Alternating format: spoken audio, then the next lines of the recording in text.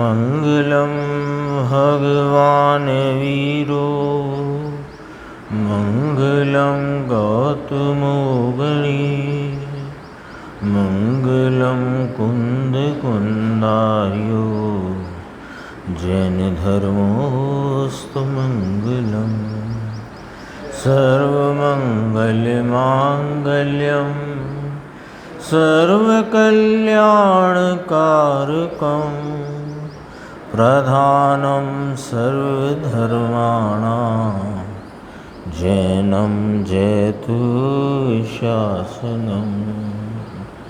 मैं नमो तीर्थनायको नमो ओंकारवाणी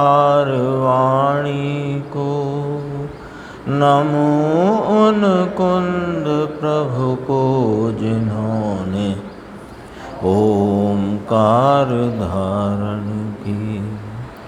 अहो उपकार जिनवर का कुंद का दिव्य वाणी का जिन कुंद ध्वनि दाता उन कहान स्वामी का। चिदानंदेक रूपाए जिनाए परमात्मने परमात्म प्रकाशाए नित्यं सिद्धात्मने नमः। आचार्य योगेंद्र देवकृत परमात्म प्रकाश नाम का ग्रंथ है और इसके दूसरे महाधिकार की 77वीं, 78वीं और 79 3 गाथाएँ है ना। अपन ने अभी कल आधा प्रवचन 154 नंबर का गुरुदेव श्री का कल सुना, आधा आज सुना और दोनों में यानी एक प्रवचन में 3 गाथाओं की चर्चा अपने समक्ष आई। मोक्ष के मार्ग का निरूपण करते हुए और मोक्ष का मार्ग क्या है और जिसने मोक्ष का मार्ग प्राप्त कर लिया यानी अपनी परिणति में शुद्धात्मा को जिसने उपलब्ध कर लिया उसको फिर पूर्ण वीतरागता तो अभी नहीं तो भी उसका पर द्रव्य और विषयों में किंचित भी उसको रुचि प्रीति अभिलाषा नहीं है, आसक्ति है। तो ये चर्चा कल भी आई थी और आज अपन देखते 559 नंबर का पेज है। थोड़ी चर्चा 77 की देखेंगे, 78 और फिर 79। आत्मा को छोड़कर भगवान सच्चिदानंद प्रभु अनाकुल आनंद स्वरूप प्रभु स्वयं आश्रय करने योग्य है। उसे छोड़कर यानी पूरे जगत में यदि कोई आश्रयभूत कोई तत्व है तो वह मेरा निज शुद्धात्म तत्व है। इसके अतिरिक्त जगत में आश्रयभूत कुछ भी नहीं है। जितने परद्रव्य हैं चेतन अचेतन संसार में रहे हुए के मुक्त हुए सब ही वे सब परद्रव्य आश्रयभूत नहीं है, क्योंकि सिद्धांत होता है वो एक होता है ना। तो कहा कि भगवान सच्चिद आनंद प्रभु अनाकुल आनंद स्वरूप प्रभु स्वयं आश्रय करने योग्य है। उसे छोड़कर लो। एक बाजू ये रखा अपना ज्ञायक परमात्मा, अपना परिपूर्ण शुद्धात्मा, अपना अनादि अनंत सामान्य सदृश स्वरूप जो भगवान आत्मा है वो एक बाजू, और दूसरी बाजू पूरा जगत, जैसा कि अभी अपन ने बात की। तो इस चैतन्य पदार्थ को इस अपने ज्ञायक सामान्य सदृश स्वरूप परिपूर्ण ज्ञायक तत्व को छोड़कर ज्ञानियों को अन्य वस्तु अच्छी नहीं लगती। क्या कहा है? अन्य वस्तु अच्छी नहीं लगती। लो ठीक, आत्मा को छोड़कर देव गुरु शास्त्र भी यथार्थतया निश्चय से उस ज्ञानी को अच्छे नहीं लगते। है देखो, आचार्य परमात्मा फरमाते हैं कि नहीं, है ना, सैद्धांतिक बात है, मुद्दे की बात है, समझने की बात है ना।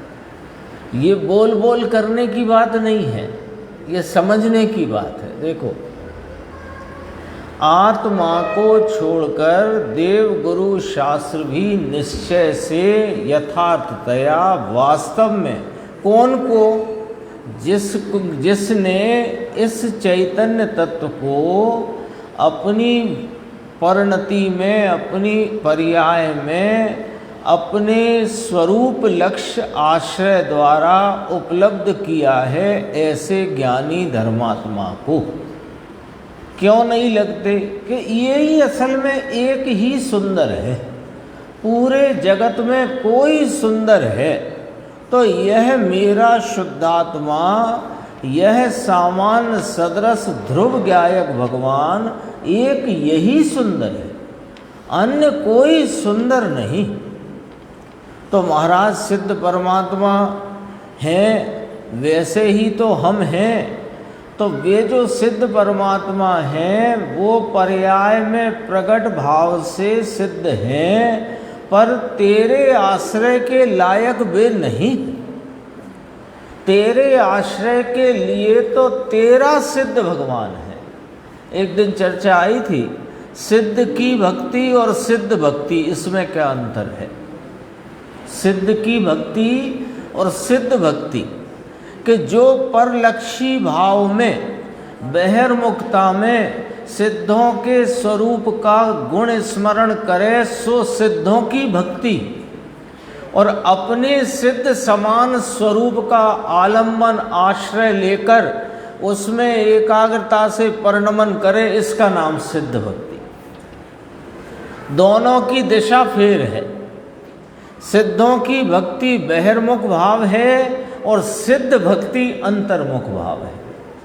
जिसके अंतर्मुखता के द्वारा अपना सिद्ध स्वरूप, अभी समान भी नहीं कहना है, सिद्ध समान भी नहीं कहना, समान कहो तो उधर अपेक्षा आती पर्याय की। जिसने अपनी परिणति में स्वरूप आश्रय द्वारा सिद्ध भाव को पर्याय में उपलब्ध किया है, लो, सिद्ध स्वभाव को पर्याय में उपलब्ध किया है, उसे अन्य वस्तु अच्छी नहीं लगती, है ना। अपनी वस्तु के बिना अन्य वस्तु में सब आ गया। देव गुरु शास्त्र आ गए, पंच परमेष्टि आ गए, अन्य वस्तु अच्छी नहीं लगती। व्यवहार से कहो, निश्चय से सुंदर है। व्यवहार से क्यों कहा कि जब अपने इस सिद्ध स्वभाव में एकाग्रता नहीं जमती, एकाग्रता नहीं रहती, तो उपयोग बाहर को जाता है। तो बाहर में जब बहिर्मुख उपयोग है तो वे सुंदर हैं, ऐसा व्यवहार से कहा जाता है। कौन? पंच परमेष्टि सब आ गए उसमें, अरिहंत सिद्धाचार्य उपाध्याय साधु। ऐसा धर्म और कैसा होगा बोलो? इसे धर्म कहा। ये सोनगढ़ वाले तो निश्चय की ही एक बात करते हैं, परंतु भाई बताओ ये सोनगढ़ का है क्या? ये तो दिगंबर शास्त्र है ना, 6वीं शताब्दी में हुए योगेंद्र देव महाराज का लिखा हुआ, और 12वीं 13वीं शताब्दी में ब्रह्मदेव सूरी भगवान की टीका सोनगढ़ का है। अरे सोनगढ़ में तो इसका ऐलानिया उद्घाटन हुआ है, जो रखा था वेस्टर्न में बंद। अभी एक चर्चा आई थी, संक्षेप में लेंगे, समय अपने पास कम है, विषय ज़्यादा है ना। देखो, निश्चय माने क्या है ना, ऐसे एक दिमाग में, हमारे मस्तिष्क में एक ऐसा वो बन गया है ये निश्चय, ये व्यवहार निश्चय से होगा। अरे निश्चय से होगा नहीं होता, जो वस्तु का यथार्थ वास्तविक स्वरूप है वह निश्चय है, और जो यथार्थ तो नहीं है तथापि कहा जाए वो व्यवहार है। पक्ष की बात नहीं है, ये पक्ष का मामला भी नहीं है ना। निश्चय व्यवहार चलती है ना बात, है ना, आज की नहीं है, वर्षों से चलती आई है। निश्चय व्यवहार, निश्चय व्यवहार, तुम तो निश्चय वाले, हम तो व्यवहार वाले। अरे तुम काहे के, तुम ज्ञान वाले हो के नहीं? दोनों ही, आप जो हमसे चर्चा करते हो और हम आपसे चर्चा करते हैं परस्पर, दोनों ज्ञान वाले हैं कि नहीं? तो ज्ञान के ही तो दोनों अंश हैं, निश्चय और व्यवहार। पक्ष थोड़ी है ये। वस्तु को जैसा है वैसा कहना, जानना, समझना, मानना निश्चय, और जैसा है नहीं पर किसी को समझाने के लिए, कोई भाव बताने के लिए, किसी अन्य के आरोप से, व्यवहार से, उपचार से कहा जाए वो व्यवहार है। कहा जाए, जाना जाए, समझा जाए, माना जाए नहीं, मानने के लिए निश्चय। ध्यान रखना, इसे व्यवहार मानो, व्यवहार मानने का होता ही नहीं, व्यवहार जानने का होता है। निश्चय जानने का भी है और मानने का भी है। निश्चय अर्थात सत्य और व्यवहार अर्थात औपचारिक नाम आरोपित कथन। अब अपन 565 पे आते हैं।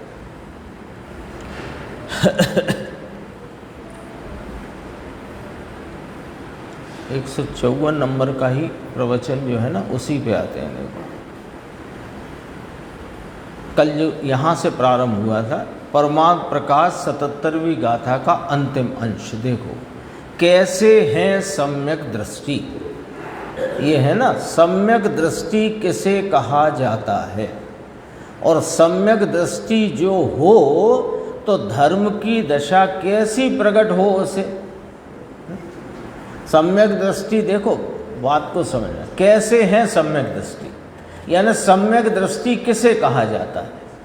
तो किसे कहा जाता है वाले प्रश्न में बताना है कि सम्यक दर्शन या दृष्टि का सम्यक स्वरूप का भाव क्या है वो बताना है, और सम्यक दृष्टि संज्ञा जिसको लागू है वह किस प्रकार है, उसकी दशा कैसी है। देखो, तो सम्यक दृष्टि हो तो धर्म की दशा कैसी प्रकट हो कि उसे राग की रुचि और अभिलाषा नहीं होती। इसका नाम सम्यक दृष्टि। लो, यहाँ तो ये परिभाषा है ना, जिसने अपने स्वरूप का आश्रय लिया है। 78 गाथा में कहेंगे वही वाली बात। तो जिसने अपने स्वरूप का आश्रय लिया है, अपने इस आनंद, शांत और वीतराग स्वरूप आत्मा का पर्याय में संचेतन, प्रत्यक्ष वेदन संचेतन किया है, उसको अब राग की रुचि नहीं है, अभिलाषा नहीं है। थोड़ा समझना बात को, राग की रुचि नहीं है, राग है। राग की रुचि कितनी रह गई है सम्यक दृष्टि को कि किंचित भी नहीं, और राग कितना रह गया है कि घना, बहुत। ये पॉइंट यदि अपने समझ में आ गया तो समझो मोक्ष मार्ग का स्वरूप अपनी समझ में आ गया। मोक्ष मार्ग का स्वरूप अपनी समझ में आ गया। भेदा भेद रत्नत्रय शब्द का अर्थ समझ में आ गया। निश्चय व्यवहार मोक्ष मार्ग का निरूपण जो शास्त्रों में कहा वो समझ में आ गया। आता है ना भेदा भेद रत्नत्रय की आराधना द्वारा, तो भेदा भेद रत्नत्रय की कैसी आराधना होती है वो इसमें से समझ में आई गया। क्या समझना है कि जिसने पर द्रव्यों से भिन्न, रागादि विकारी भावों से भिन्न और एक समय की पर्याय में होती हीनादिकता हलचल से भी भिन्न अपना ध्रुव गायक सामान सदृश अनादि अनंत परमात्म स्वरूप उसको जिसने लक्ष्य में लिया है उसको सम्यक दृष्टि प्रकट हुई है। ऐसे धर्मात्मा को राग की रुचि कितनी, यहाँ 2 कॉलम बनाए, राग की रुचि और राग, और ऊपर लिखा सम्यक दृष्टि स्वरूप का आस्वादिया श्रद्धानी। अब उसमें लिखो, यहाँ राग की रुचि कितनी के लिखो 0, और राग कितना के बहुतेरा, ऐसा है। तो बिल्कुल रुचि नहीं है तो राग है क्यों? कि रुचि तो नहीं है पर अभी अस्थिरता है, कमजोरी है, पूर्णता नहीं है, अल्पता है, अपूर्णता है। सम्यक दृष्टि जिन्होंने वीतराग सहजानंद एक अखंड सुख में तन्मय परमात्म तत्व को जान लिया है। ये जो पूरा देखना, वीतराग सहजानंद एक अखंड सुख, उसमें तन्मय, उस रूप परमात्म तत्व, यानी कहना तो एक ही बात है, परमात्म तत्व को जान लिया है। परमात्म तत्व को विशेषण लगाया। परमात्म तत्व कैसा है कि वीतराग सहजानंद एक अखंड सुख से तन्मय है। तन्मय, शक्कर कैसी है? मिठास से तन्मय है। मिश्री कैसी है कि मिठास से तन्मय है। तो ऐसे ये परमात्म तत्व, परमात्म प्रकाश चलता है ना, तो इसमें बहुत गजब की बात आई।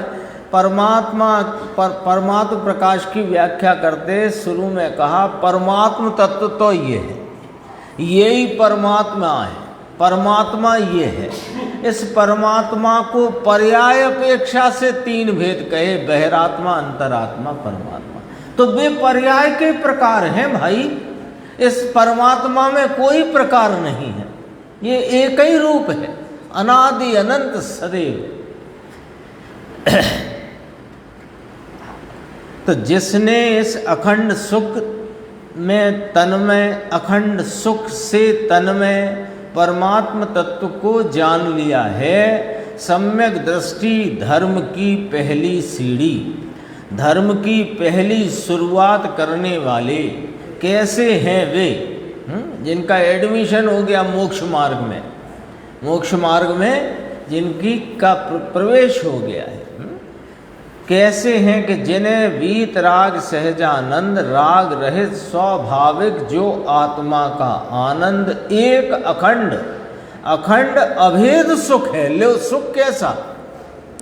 सुख कैसा कि वो पर्याय में प्रगटा है आंशिक। अरे वो तो उस अभेद का भेद है, अभेद सामान्य उसका परिणमित विशेष रूप भेद है जो पर्याय में प्रगटा है, अतीन्द्रिय सुख। अथवा सिद्धों को जो अनंत सुख प्रगटा है वो भी इस अखंड अभेद सामान्य के विशेष रूप पर्याय भेद, अंश भेद है। ये तो अखंड अभेद सुख स्वरूप विद्यमान विराजमान, जैसे ज्ञानादि भाव से ये अखंड है तो इसका ज्ञान भी अखंड और सुख भी अखंड। सुख में खंड नहीं पड़ते, ये थोड़ी बात यहाँ ली गुरुदेव ने। देखो अखंड अभेद सुख है, उस सुख में तन्मय, उस सुख से तन्मय परमात्म तत्व को जान लिया है। यह सम्यक दृष्टि की व्याख्या है। अब वो तो कहे देवगुरु धर्म की श्रद्धा सुसम्यक दर्शन, 9 तत्व के भेद की श्रद्धा सो वह तत्व सम्यक ज्ञान।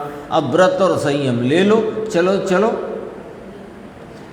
पूरा विवाद मूल में है, मूल में, यानी धर्मी का आश्रय लिए बिना धर्म प्रकट होता नहीं, और कषायों के आश्रय और देह की क्रिया में धर्म मानकर चले चलो चले चलो तो चले ही चलो 4 गतियों में, और फिर अंत में तो हाँ प्रधान कार्यालय है ना जीव का, वहीं जाना पड़ेगा।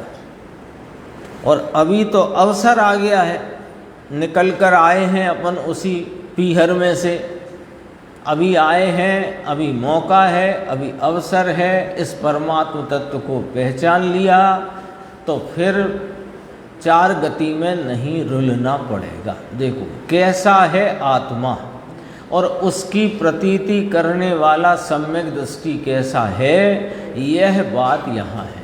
स्वाभाविक वीतराग सहजानंद एक अखंड सुख में तन्मय भगवान आत्मा अनादि है।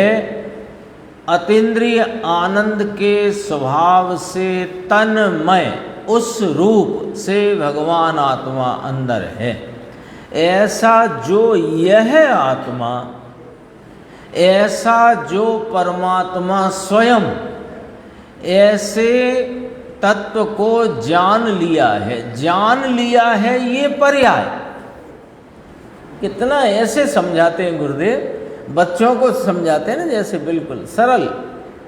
ये परमात्म तत्व अखंड सुख से तन्मय अनादि अनंत रहने वाला अकृत्रिम, यह जो अपना ज्ञायक भगवान वो वस्तु और उसका जिसने आश्रय लेकर अपनी ज्ञान परिणति में अनुभव ज्ञान द्वारा जिसे जान लिया है ये पर्याय। समझ में आया?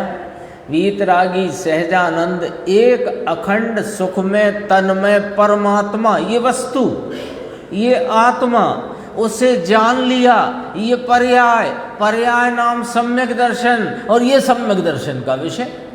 बस बात खत्म। बोलो अब क्या रह गई शेष? क्या रह गई? कैसे मोक्ष मार्ग में प्रवेश करना? अरे दो बातें, वर्तमान प्रवर्तमान पर्याय जो इस ज्ञायक भगवान का आश्रय ले तो आश्रय लेती पर्याय में प्रकट होता है सम्यक दर्शन। किसके आश्रय से? कि उसका विषयभूत ये भगवान आत्मा। तो देवगुरु शास्त्र के आश्रय से किन्ना, कि नौ तत्व की भेद रूप श्रद्धा से किन्ना, शास्त्र ज्ञान से किन्ना, केवली के पादमूल से किन्ना, दिव्य ध्वनि से किन्ना।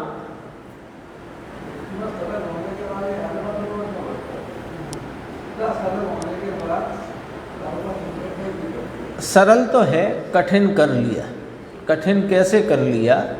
कि जिस रीति चलना है वो रीति सुनते जाते हैं, अपन समझते जाते हैं। बुद्धि में भी बैठ रही है, नहीं बैठ रही ऐसा नहीं है, बुद्धि में भी बैठ रही है। पर क्या है कि ये एक अनादि का राग का रस लगा हुआ है। वो राग के रस के कारण वो कोई ना कोई राग में हितपना लाभपना पड़ा है, वो वास्तव में अवरोध खड़ा करता है। इसलिए गुरुदेव श्री का अपन जो रोज व्याख्यान सुनते हैं, पढ़ते हैं और अपन उस पर चर्चा करते हैं, आप और हम सब देखते हैं कि उसमें गुरुदेव हमें उसी कांटे को निकालने की बार बार बात करते हैं। जो कांटा, जो शल्य जो पड़ी है, क्या वो शुभ भाव में उपादेयता की। अरे ये इतनी गहरी वासना है। वासना किसे कहते हैं पता है? वासना शब्द है ना, उसका शाब्दिक अर्थ समझो। जो इस प्रकार बस गया है कि जैसे काजल की डिब्बी में काजल निकाल लेने के बाद भी, काजल खत्म हो जाने के बाद भी कालिमा का अंश कहीं ना कहीं रह ही जाता है। ऐसे बहुत बुद्धिपूर्वक, बहुत चित्त को एकाग्र करके हम यह मोक्ष मार्ग का यथार्थ निरूपण सुनते हैं, समझते हैं, विचार करते हैं, स्वीकार करते हैं। लेकिन वो राग का जो रस है, वो जो थोड़ा भी रह जाता है, वो हमें इस चैतन्य परमात्मा का आलम्बन लेने में बाधा रूप रहता है। ये वाली बात है। सरल तो है ही सब, इससे सरल दुनिया का कोई काम नहीं।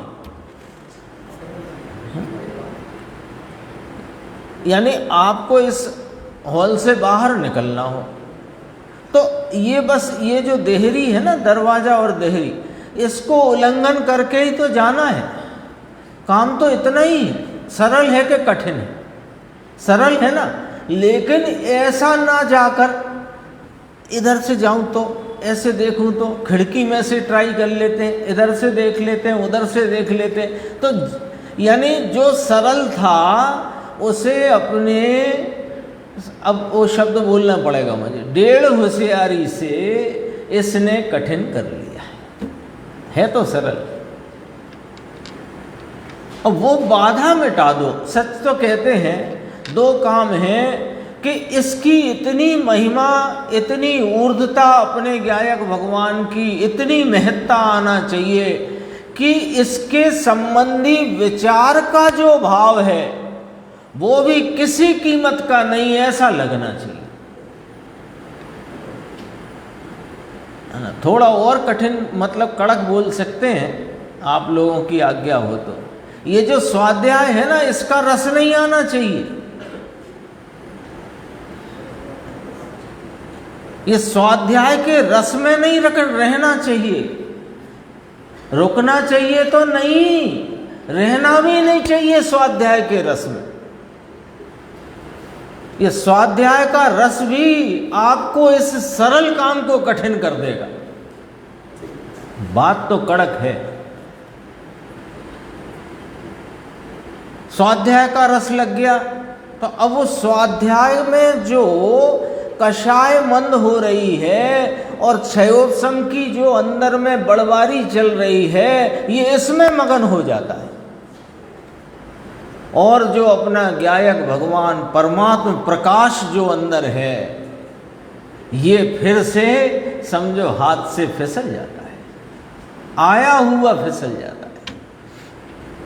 बात तो कड़क हो जाती है, पर क्या है कि कड़क होगी, कभी चुभेगी, है ना। आपके पैर में कांटा चला गया वो अंदर, और कदाचित चुभ नहीं रहा हो तो आप चलते जाओगे, और जैसे ही चुभेगा तो आप तुरंत निकालने का प्रयत्न करोगे। तो कभी चुभे तो सही,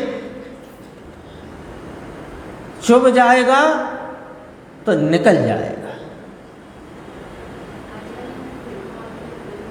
आचार्यों की आती है, ग्रंथ की आती है, गुरुदेव श्री की आती है, स्वाध्याय की आती है, स्वाध्याय के संबंध में विचार चलता है उसकी आती है, पर जिसकी बात चल रही है उसकी रामलीला होती है ना, रामलीला तो रामलीला में क्या दिखाते हैं? राम का चरित्र। मूल तो राम का चरित्र दिखाना, पुरुषोत्तम थे ना, तो राम का चरित्र दिखाना। अब हुआ क्या क्या, वो प्रेजेंटेशन तो होता है रामलीला में, तो दृश्य में सजावट, सुंदरता, ध्वनि, प्रकाश, बहुत सारे इफेक्ट होते हैं। अब वो इफेक्टों में प्रभावित हो रहा हो और राम का क्या चरित्र यहाँ चल रहा है उस पर ध्यान नहीं दे, तो कितनी रामलीला देखी उसने। ये भी तो रामलीला है, ये भगवान, ये भी अपना आत्म राम। अब इसकी लीला जो सुनाई जा रही है तो इसकी महिमा तो करे नहीं। ये तो बहुत बारीकी से बात कही, लोग तो शैली में ही रीझ जाते हैं, शैली में रीझ जाते हैं, वे तो बहुत स्थूल कार्यक्रम में उलझे हैं। यहाँ तो वास्तविक तत्व के विचार में भी यदि रस पड़ता है और तत्व का रस नहीं पड़ता है तो भी वो काम सरल का कठिन हो जाता है। देखो, इसलिए यह निश्चय हुआ कि जो विषय वासना के अनुरागी हैं, लो विषय वासना शब्द डाला है यहाँ, और हम अर्थ क्या निकालेंगे विषय वासना का? कि 5 इंद्रिय के विषयों की वासना, या विषय माने 5 इंद्रिय के, यानी बहिर्मुखता के जितने विषय इस आत्मा को छोड़कर, उनका नाम विषय। अर्थ समझना गंभीरता से। इस गायक भगवान को छोड़कर जितना जगत, वो सब विषय, और उसकी वासना, उसकी रुचि, उसका रस, इसका नाम विषय वासना के अनुरागी। विषय वासना में जिसकी रुचि है वह अज्ञानी है। देखो, ये तो गुरुदेव ने अपने को बताया कि अर्थ कितनी गंभीर हैं आचार्यों की कथनी में। अपन मोटे मोटे अर्थ निकाल के रह जाते हैं।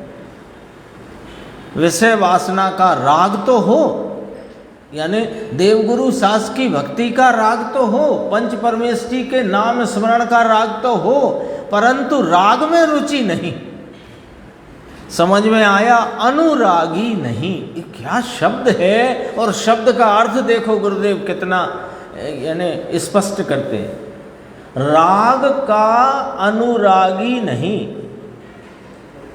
राग है, वो दूसरे रागों की तो बात ही नहीं करते, हम तो यहाँ की बात करते हैं। देव गुरु सास की भक्ति का, गुण के गुणानुवाद, बहुमान का, पंच परमेष्ठी के नाम स्मरण का, ये जो राग है कि नहीं ज्ञानी धर्मात्मा को, राग है लेकिन अनुराग नहीं।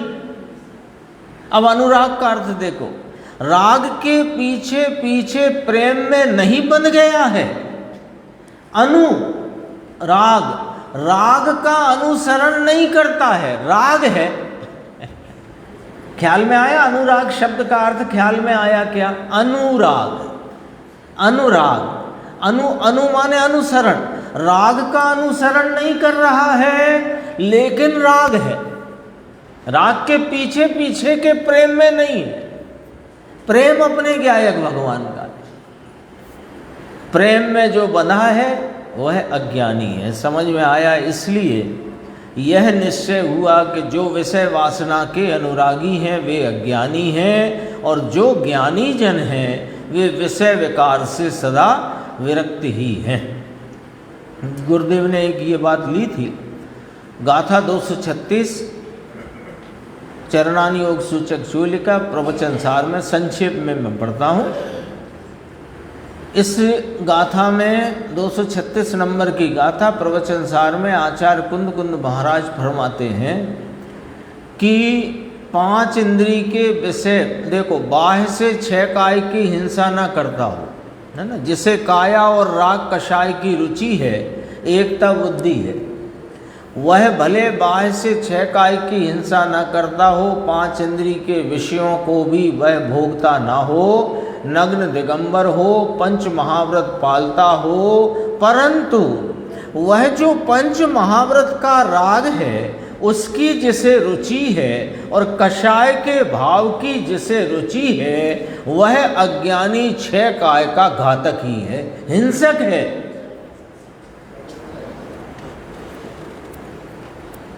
भैया समझना हो तो समझो, नहीं अच्छा लगता हो तो मत सुनो, और क्या कर सकते।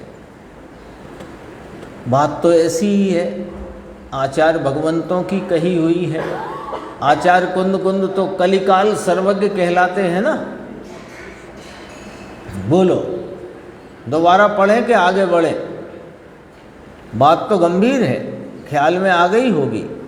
5 महाव्रत का राग में जिसको रुचि है, कषाय की मंदता का भाव जिसको रुचता है, वह अज्ञानी 6 काय के जीवों का हिंसक है।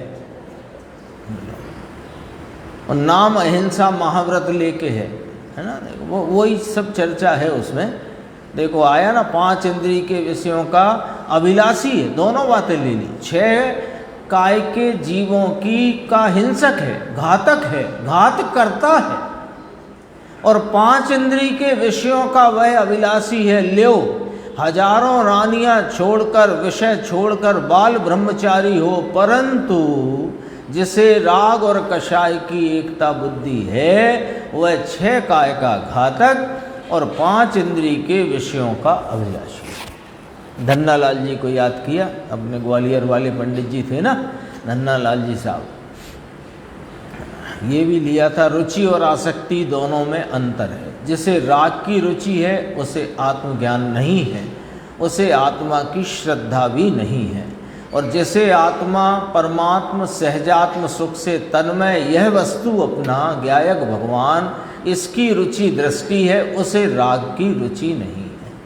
राग का भाव हो, चौथे गुण स्थान में सम्यक ज्ञान की बात है ना। तीर्थंकर जैसे शांतिनाथ, कुंतनाथ, अरहनाथ, और क्या कहना, तीर्थंकर जैसे 3 ज्ञान और सहायक संकेत लेकर आए, फिर विवाह करे। 96,000 स्त्रियों से विवाह करे चक्रवर्ती। 96,000 तो होती हैं एट ए टाइम, विवाह तो बहुत होते हैं, परंतु विषय में प्रेम नहीं, रुचि नहीं। लो अब दोनों मिला लेना जरा। अभी जो पढ़ा था 236 गाथा प्रवचन सार की, और ये दोनों को अब जरा अपने विचार में लेके तोलना। मैं कुछ नहीं कहूँगा इसके आगे, अपन विषय आगे जाना है ना, बस इतना कहूँगा कि दो विषय आपके सामने आ गए। एक, वे तीर्थंकर जैसे 3 ज्ञान के धनी छायक समकिति 96,000 पत्नियां स्त्रियां जिनकी, है ना, वो सब हैं, और वे तो वैरागी, और जिसे कषाय का प्रेम है, जिसे राग में एकत्व है, वो हजारों रानियां छोड़कर ब्रह्मचारी होकर जंगल में एकांत में बसता हो, वो 6 काय का हिंसक और 5 इंद्रिय के विषयों का भोगी है। अब ये बात आपके सामने आ गई। अब आप ये बात को, ये सब बात को इस बात के लिए नहीं करा, अब आपको ये बात में से, दोनों में से ये निकालना है कि क्या अंतर है कि जिसके कारण से ये बात कही गई। निकालना वो है, ये कोई कहानी नहीं सुनाई गई है आपको। निकालना हमको वो है कि क्या वजह है कि इनको भोगी कहा और इनको वैरागी कहा। क्या अंतर है? वो अंतर है अपने स्वरूप के आलम्बन से कषायों की विरक्तता और स्वरूप में रक्तता, अपने स्वरूप का दृष्टिवंत, स्वरूप का आस्वादन, ये अंतर है, ये निकालना है।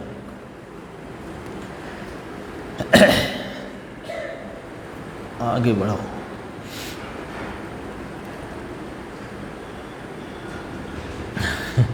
बहत्तर गाथा से भी लिया, विषय विकार से सदा विरक्त ही है ना। 72 गाथा समय सार, कर्ता कर्म अधिकार, विषय से निवृत्त नहीं, वह ज्ञानी नहीं, है ना। ये बस जोड़ लेना, वही बात जो अभी चली थी, बस पॉइंट पकड़ लेना यहाँ से। जो विषय से निवृत्त नहीं, वह ज्ञानी नहीं है ना। और जो ज्ञानी है वो विषयों में हो पर विषयों से निवृत्त है। ये 72 गाथा आई थी, ये सब कल चला था विषय, अपन थोड़े से पीछे चल रहे हैं और आज अपन मिलाने की कोशिश करते हैं। जिसे पुण्य के फल मीठे लगते हैं, उसे पुण्य मीठा लगता है। लो अब पकड़ में आएगी आपको धीरे से बात। वो जो शुभ भाव की मंद कषाय की वासना, यानी बहुत बुद्धिपूर्वक यह सुनने पर भी, समझने पर भी, मस्तिष्क में ये बात बैठ जाने पर भी कि शुभ राग भला नहीं है, जगत में कोई एक आश्रयभूत है तो अपना गायक भगवान ही है, इसके अलावा कोई भी नहीं है, ये बात बैठ जाने पर भी फिर भी क्यों इसका आश्रय नहीं होता? क्यों कि अभी पुण्य के फल मीठे लगते। जब तक पुण्य के फल मीठे लगेंगे तब तक पुण्य मीठा लगेगा। ये बहुत समझो कि MRI होकर के जो रिपोर्ट निकल के आती है, वो निकल के आई है रिपोर्ट अज्ञानी की।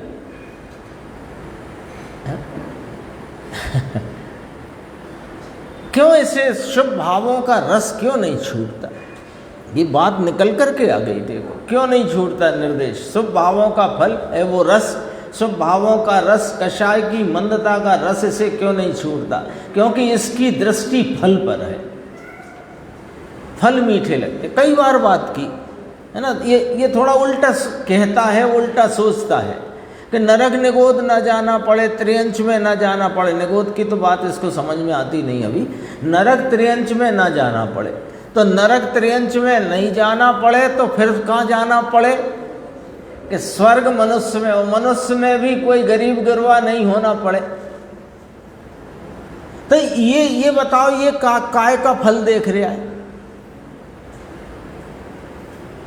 नरक त्रियंच ना जाना पड़े तो फिर कहाँ जाना चाहता है? भाई 4 दरवाजे हैं, ठीक है, अरे इधर नहीं जाना, तो फिर तुझे जाना कहाँ है? तो वो कह रहा नहीं नहीं इधर नहीं जाऊंगा। तो इधर नहीं जाऊंगा का मतलब ही वो ये कह रहा कि इधर जाऊंगा।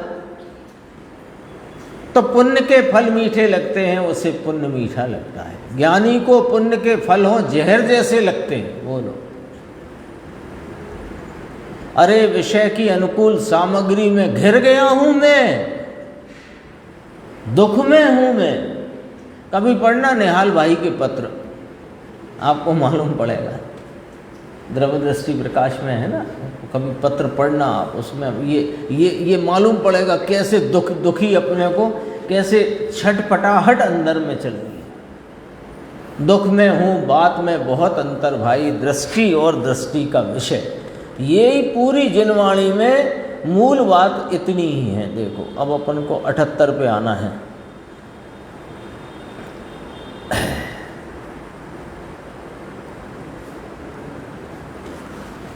सूत्र पढ़ते हैं। अप्पा मिल विणाण मऊ चित्तिण लग गई अनु मर गऊ जेम परियाणी अऊ तहुम कच्चे में कऊ गण्णु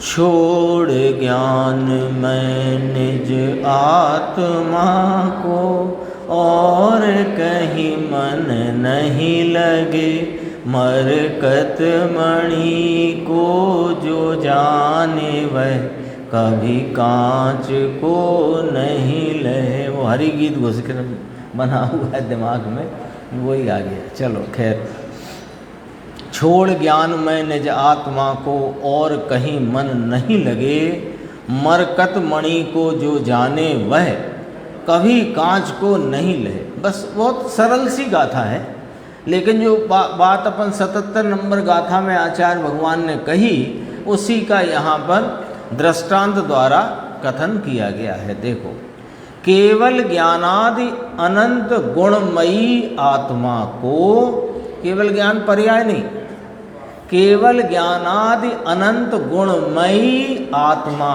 को छोड़कर दूसरी वस्तु ज्ञानियों के मन में नहीं रुचती।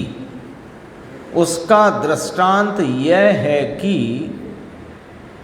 जिसने मरकत मणि रत्न को परिज्ञातः जान लिया है उसको कांच से क्या प्रयोजन है। बहुत भाषा की गंभीरता देखो इसमें।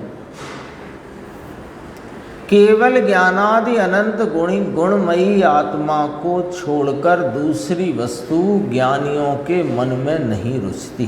क्यों? अब इसको इधर क्यों कि केवल ज्ञान आदि अनंत गुणमयी यह आत्मा को ज्ञानी ने पहचान लिया है, जान लिया है, आस्वाद लिया है। क्योंकि आत्मा लेकर नहीं आया ये कहीं से, वो तो अनादि अनंत स्वयं उस स्वरूप है, लेकिन पहचान नहीं होने के कारण उस तरफ लक्ष्य नहीं करने से इसका लक्ष्य बाहर में ही दौड़ता है और बहिर लक्ष्यता में पर विषयों को संबंधी, पर विषय संबंधी जानता हुआ यह वहाँ उत्पन्न रागादि भाव का आस्वादन किया करता है, कांचों में पड़ा रहता है तो सही, पर पहचान लिया। तो अब पहचान लिया उसे, अब कांच के टुकड़ों से क्या प्रयोजन, ऐसा इसमें दृष्टांत दिया। तो उसके को मन में कोई अन्य वस्तु रुचती नहीं। अब देखो, एन मरकतः परिज्ञातः तस्य काचेन किम गणनम, जिसने मरकत मणि को प्राप्त कर लिया, नहीं लिखा, देखो मैं ये कहना चाहता था, मरकत मणि को प्राप्त कर लिया नहीं लिखा, मरकत मणि तो उसके पास थी, पहले उसे पहचान नहीं थी कि ये मरकत मणि है, तो कांचों को भी समेटता था, इसको भी कांच के भाव समेटता था। समझ में आई बात? बच्चे हो ना, बच्चे, छोटे बच्चे, तो कांच की रंग बिरंगी गोलियां हों उनके पास, गोली टुकड़े जो भी है, उसमें मणि भी हो, है तो सही उसके पास, लेकिन वो जानता नहीं, तो रोज डिब्बे को उल्टा करता है, उनसे खेलता है और फिर वापस रख देता है, पता ही नहीं है उसे। लेकिन जब जिसने मरकत मणि, उसकी कीमत, उसकी महत्ता, उसकी जगत में क्या महिमा है, जब उसने परिज्ञाता जान लिया, तो जान लिया तो अब कांच के टुकड़ों से क्या प्रयोजन है? हटाओ हटाओ। आई बात समझ में? ये कहना है इस गाथा में। भावार्थ तो और भी सरल और बहुत गंभीर है। जिसने रत्न पा लिया, पा लिया का अर्थ है जिसने रत्न को अपने ज्ञान में पहचान लिया, उसको कांच के टुकड़ों की क्या जरूरत है। उसी तरह जिसका चित्त आत्मा में लग गया, उसके दूसरे पदार्थों की वांछा नहीं रहती। ये 77वीं गाथा का ही यहाँ पर भाव आगे आया है। अपन 575 पर इसका थोड़ा सा विषय अपन देखेंगे, फिर 79 पर भी चलेंगे।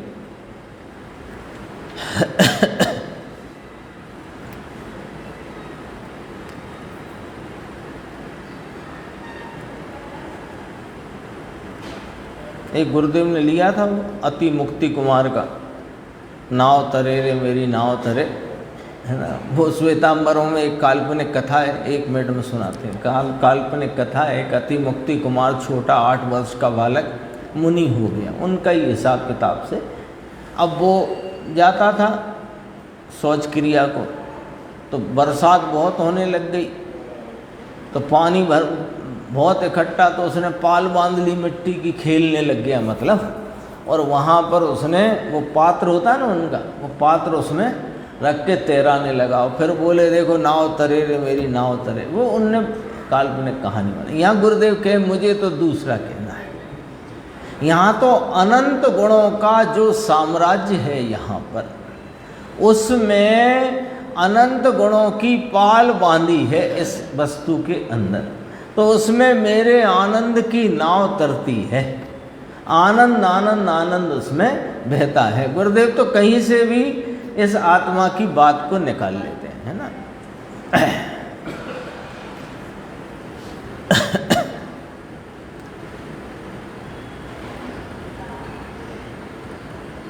देखो यहाँ से देखते हैं अपन, जिसने रत्न पा लिया, पा लिया का अर्थ समझ जाना, जिसने रत्न को पहचान लिया, उसको कांच के टुकड़ों की क्या जरूरत है। उसी तरह जिसका चित्त आत्मा में लग गया, जिसका चित्त अर्थात ज्ञान, चित्त अर्थात ज्ञान जिसको आत्मा में लग गया है, परीक्षा करके आत्मा को जाना है। परीक्षा करके, ये शब्द लिया है वहाँ टीका, परीक्षा करके आत्मा को जाना है, उसका चित्त तो अब वहाँ चिपट गया। ये शब्द बहुत कीमती है, परीक्षा करके,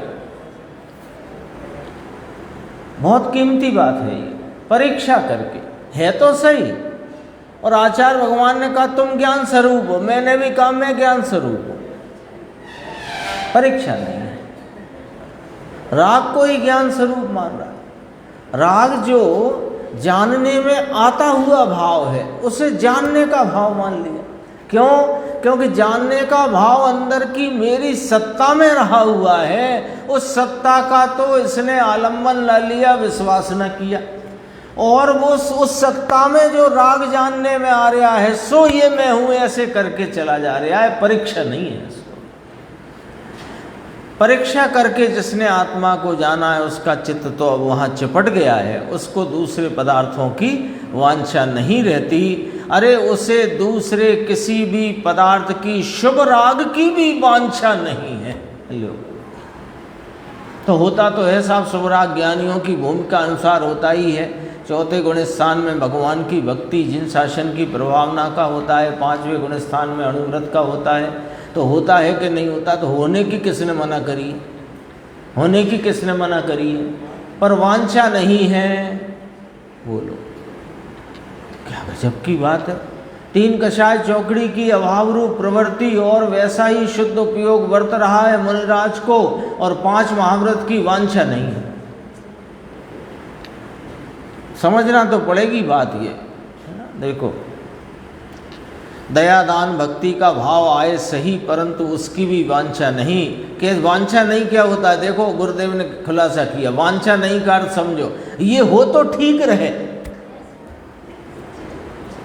इतना तो होना चाहिए। देखो ज्ञानियों के ऐसा होता है, भैया ज्ञानी हुए हैं वे तो भगवान की भक्ति में, तो अपने को भी भगवान की भक्ति तो करनी चाहिए। तो तेरे तो अभी ज्ञान और ज्ञानी दोनों से बहुत दूर है।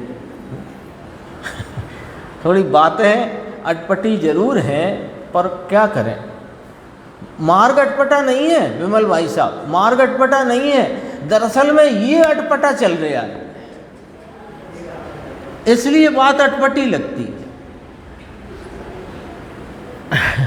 ऐसा धर्म किस प्रकार का, कितनी ऐसा कहते हैं नया निकाला। अरे नया नहीं है बापू, अनंत भगवान तीर्थंकर कह गए हैं, अनंत सर्वज्ञों का कहा हुआ मार्ग है ये। तो इसमें गुरुदेव ने मोक्ष मार्ग प्रकाशक की एक चर्चा ली थी कि परंपरा छोड़कर नवीन मार्ग में प्रवर्तना योग्य नहीं है, ऐसा पंडित जी ने कहा। लेकिन उसमें और खुलासा किया कि अपनी बुद्धि से नया मार्ग पकड़ लेना तो योग्य नहीं है, परंतु अनादि निधन परंपरा में जो जैन धर्म का स्वरूप शास्त्र में कहा गया, उसकी प्रवृत्ति छोड़कर, यानी वीतराग वस्तु के आलम्बन से वीतरागता प्रकट करके पूर्ण वीतरागता प्रकट होती है, यह निरूपण, ये विवक्षा, ये कथन छोड़कर कोई पापी पुरुष ने अन्यथा प्रवृत्ति चलाई हो, राग में धर्म मनवाया हो, व्यवहार से धर्म होता हो, तो फिर क्या करना कि फिर उसे छोड़कर जो सच्चा यथार्थ मार्ग है, तो उसमें आगे कहा कुलाचरण को छोड़कर, कदाचित कुलाचरण में ये व्यवहार को ही मार्ग कहने की परंपरा चल पड़ गई हो, तो उस कुलाचरण को छोड़कर और मार्ग में जो है उनमें सबका फल स्वरूप आदि जानकर यथार्थ मार्ग ग्रहण करना, नया मार्ग चलाना नहीं होता। इतनी बात इसमें कही गई थी, आप पढ़ लेना, जिनने सुना है उनके से ख्याल में होगी बात पूरी। समय कम है अपने पास, अब एक गाथा और है 79 नंबर, नहीं तो फिर क्या अपन पिछड़ते जाएंगे ना, तो फिर आगे की चर्चा में उतना फिर रस नहीं आ पाएगा। 79 गाथा देखो। भुंजन्तु वीण्यकम फलु मोहयम जोजि करे, भाव सुंदरु सुंदर विसो पर कम मुजणे। अपने कर्म फलों को भोगे और मोह से भाव करे, सुंदर और असुंदर तो वह जीव कर्म से सदा बंधे। कर्म फल को भोगता हुआ जो राग द्वेष करता है वह कर्मों को बांधता है। समझना पड़ेगा इसको जरा।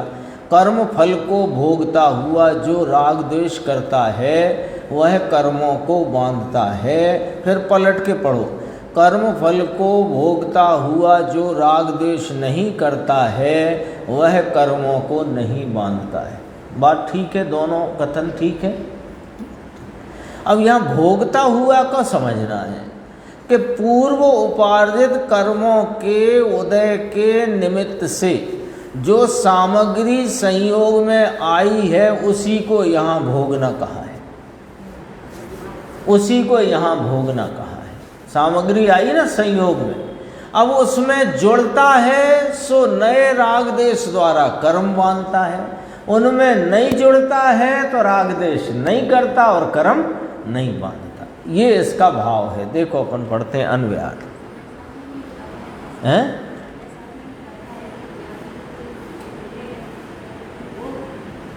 हाँ ऐसा, हाँ आए हैं, भोग का अर्थ वे आए हैं उन्हें जान, उनमें जुड़ो मत उसमें ठीक। सुंदरू असुंदरू शब्द आया था ना, सुंदर और असुंदर, तो सुंदर असुंदर माने ठीक अठीक। उनमें ठीक अठीकपना करने से कर्म बंधता है, संयोगों से नहीं बनता। ये वाली बात यहाँ कहना है।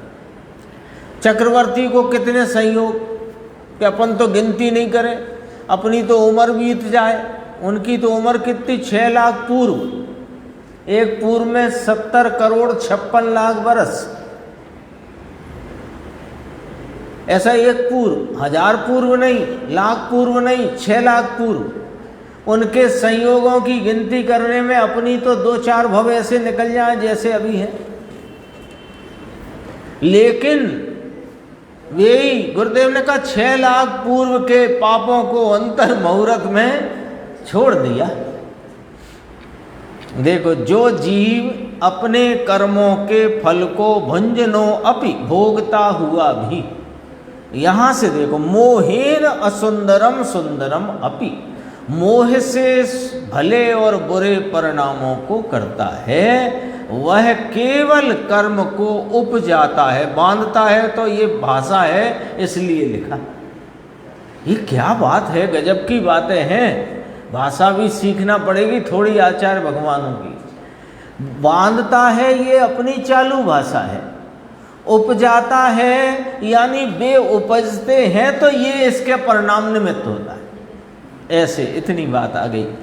भावार्थ, वीतराग परम आह्लाद रूप शुद्धात्मा की अनुभूति से विपरीत जो अशुद्ध रागादिक विभाव उनसे उपार्जन किए गए शुभ अशुभ कर्म यानी पुण्य पाप कर्म, उनके फल को भोगता हुआ। यहाँ तक देखो, अभी इतनी बात। वीतराग परम आह्लाद आनंद रूप शुद्धात्मा की अनुभूति से विपरीत परिणमन करके, कौन सा विपरीत परिणमन है कि अशुद्ध रागादिक भाव, पुण्य पाप शुभ अशुभ भाव का परिणमन वह शुद्धात्मा की अनुभूति से विपरीत है। उनसे, उनके निमित्त से, उनसे माने उनके निमित्त से उपार्जित किए गए माने उपार्जन हुआ। किन का? पुण्य पाप कर्मों का। तो कर्मों का जब पुण्य पाप का उपार्जन हुआ, उपार्जित पुण्य पाप कर्म उनका जब फल आया, तो कैसे आता है फल कि उनके निमित्त से अवस्थाओं में और संयोगों में उस प्रकार के भाव फल रूप से निमित्त से, कर्मों के उदय के निमित्त से उन्हें भोगता हुआ, उनमें जुड़ता हुआ जो अज्ञानी जीव मोह के उदय से, ये मोह ही है कि ये भ्रांति है ना, ये अच्छा ये बुरा, ये अच्छा ये बुरा, ये ठीक ये अठीक, ये सुंदर ये असुंदर, ये भ्रांति है। तो उसमें हर्ष विषाद का भाव करता है, वह नए कर्मों का बंध करता है। सारांश यह है कि जो निज स्वभाव से च्युत हुआ, उदय में आए कर्मों में राग द्वेष करता है, वही कर्मों को बांधता है। पलट के भी पढ़ना इसको अभी जरा। जो निज स्वभाव में रहता हुआ उदय में आए हुए कर्म नाम कर्मों के निमित्त से उपस्थित संयोग, उनमें राग द्वेष नहीं करता, वह कर्मों को नहीं बांधता। ये साथ में इसके अपने पढ़ना जरूरी है। ज़्यादा कुछ नहीं है इसमें, वो पूरा ही हो गया है। इसमें बस एक बात मैं पढ़ देता हूँ तो आपके ख्याल में आ जाएगी। बस देखो, ब्रह्मदत्त का उदाहरण भी दिया था ना गुरुदेव ने। देखो, ब्रह्मदत्त चक्रवर्ती का लिया। ब्रह्मदत्त को मिला, मोह राग द्वेष करके मरकर नरक में गया। ब्रह्मदत्त चक्रवर्ती को भी वही संयोग और भरत चक्रवर्ती को भी वही संयोग। ठीक है, दोनों को अपने पूर्व उपार्जित कर्मों का फल, ठीक है, दोनों का आमने सामने कर लो। कहाँ से आया? भरत चक्रवर्ती को बोनस में मिला था कि नहीं? उनके भी पूर्वोपार्जित कर्मों के उदय के निमित्त से ठाट बाट संयोग। और ब्रह्मदत्त चक्रवर्ती को भी ऐसे ही, और कोई फ्री फंड में कुछ नहीं होता है ना। अब ब्रह्मदत्त चक्रवर्ती उन भोगों को भोगता है माने उसमें इष्टता अनिष्टता, राग द्वेष, ठीक अठीक, सुंदर असुंदर, ऐसी मोह भाव से प्रवर्तन करता हुआ कर्मों को बांधकर नरक में गया। और भरत चक्रवर्ती को भी भोगे माने संयोग में तो थे, पर उनमें रुचि नहीं, आसक्ति थी, उतना बंध था, लेकिन वह बंध की स्थिति इतनी लंबी होती नहीं, क्योंकि उसमें स्थिति बहुत अल्प होती है। और ऐसी अल्प स्थिति वाले बंद हुए तो उन्हें गिनती में न लिया, उन्हें गिनना नहीं, क्योंकि जो पहले का कर्म पड़ा हुआ है आयु वाला स्थिति का, उससे अधिक के नहीं होते हैं कर्म, ऐसी व्यवस्था है। तो अब उनके बंद गिनना ही नहीं। इधर ब्रह्मदत्त ने क्या किया कि उन्हीं संयोगों में लिप्त होकर और ये ठीक अठीक के राग देश भावों में प्रवर्तता हुआ नए कर्मों को बांधता हुआ नरक गया। और यहाँ भरत चक्रवर्ती उसी प्रकार के फल को भोगते हुए माने वे उपस्थित थे, लेकिन उसमें ठीक अठीक की भावना से रहित, अपने ज्ञायक भगवान से च्युत हुए बिना, दृष्टि अपने ज्ञायक भगवान से हिली नहीं और उसकी पूर्ण आराधना करके मोक्ष गए। यहाँ तक अपनी चर्चा आई।